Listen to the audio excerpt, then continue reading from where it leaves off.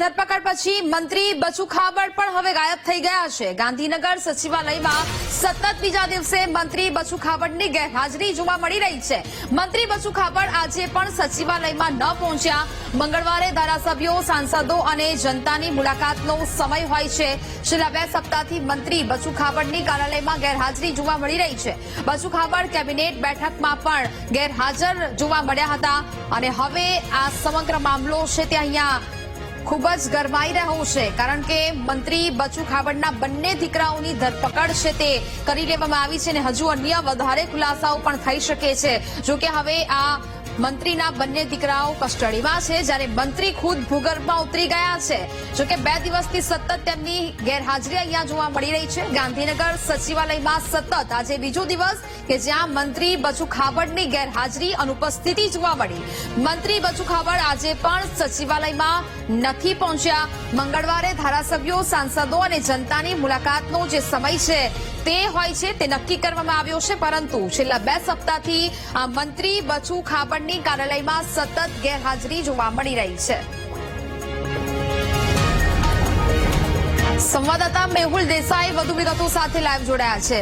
મેહુલ, જે પ્રકારે હવે મનરેગા કૌભાંડમાં બંને દીકરાઓની ધરપકડ કરી લેવામાં આવી, હવે મંત્રી બચુ ખાબડ ખુદ ભૂગર્ભમાં ઉતરી ગયા છે। 2 દિવસથી સચિવાલયમાં પણ તેઓ ગેરહાજર જોવા મળી રહ્યા છે, શું વિગતો? વાત કરવામાં આવે તો જે પ્રકારનો ઘટનાક્રમ દાહોદ મનરેગા કૌભાંડની અંદર રહ્યો છે, જે બંને પુત્રો જે છે બચુ ખાબડના, તેમની ધરપકડ અત્યાર સુધી થઈ ચૂકી છે, પરંતુ ક્યાંક ને ક્યાંક તેમની અનુપસ્થિતિ જોવા મળી રહી છે તેમના કાર્યાલયમાં। તેઓ છેલ્લા 2 સપ્તાહથી જ્યારથી આ ઘટનાક્રમ શરૂ થયો છે ત્યારથી જ તેમની અનુપસ્થિતિ જોવા મળે છે।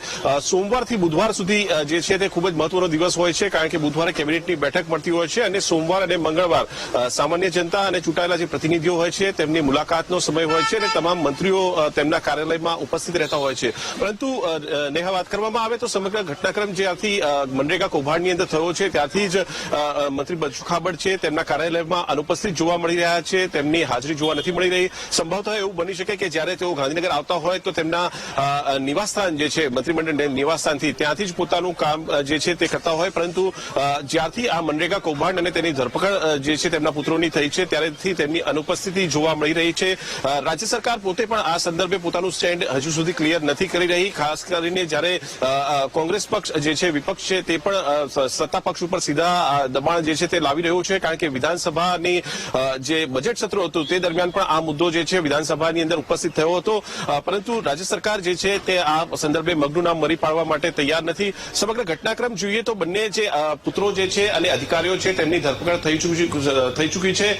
કોંગ્રેસ પક્ષ તરફથી માંગણી કરવામાં આવી છે કે બચુભાઈ ખાબડ જે છે તે પોતાનું રાજીનામું જે છે તે આપી દે, કારણ કે બંને પુત્રોની ધરપકડ થઈ ચૂકી છે, તેમના ઉપર સીધો આક્ષેપ છે, ફરિયાદમાં તેમનું નામ છે, આગોતરા જામીન અરજી પણ તેમના દ્વારા કરવામાં આવી હતી, પરંતુ જે સચિવાલયમાં તેમની અનુપસ્થિતિ જોવા મળી રહી છે। જાહેર કાર્યક્રમો જે તેમના વિસ્તારના છે તેમાં પણ ક્યાંક ને ક્યાંક તેમની અનુપસ્થિતિ જોવા મળી રહી છે અને સીધો પ્રશ્ન એ થાય છે કે હવે બચુ ખાબડ જે છે તે શું કરશે, જ્યારે તેમના રાજીનામાની માંગણી જે છે તે ઉપસ્થિત થઈ રહી છે અને રાજ્ય સરકાર પોતાનું સ્ટેન્ડ કઈ રીતે ક્લિયર કરે છે તે પણ જોવાનું રહેશે। જી બિલકુલ મેહુલ, વિગતો સાથે જોડાયા તે બદલ આપનો આભાર।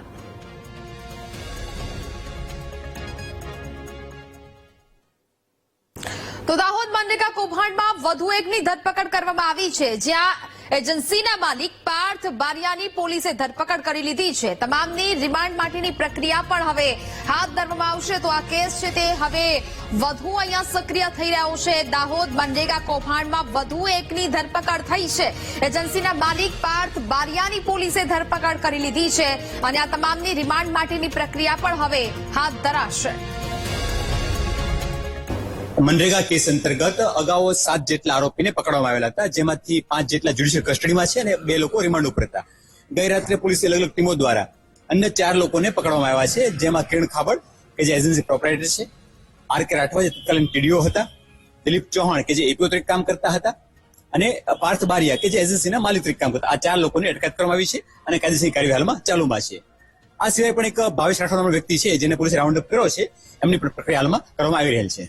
જે લોકો 7+4 11 લોકો અટક થઈ ચૂક્યા ત્યાં સુધીમાં, એક વ્યક્તિ રાઉન્ડ અપમાં છે, એની પ્રક્રિયા ચાલે છે અને તપાસ દરમિયાન જે બી ધ્યાનમાં આવશે એ પણ કાર્યવાહી કરવામાં આવશે।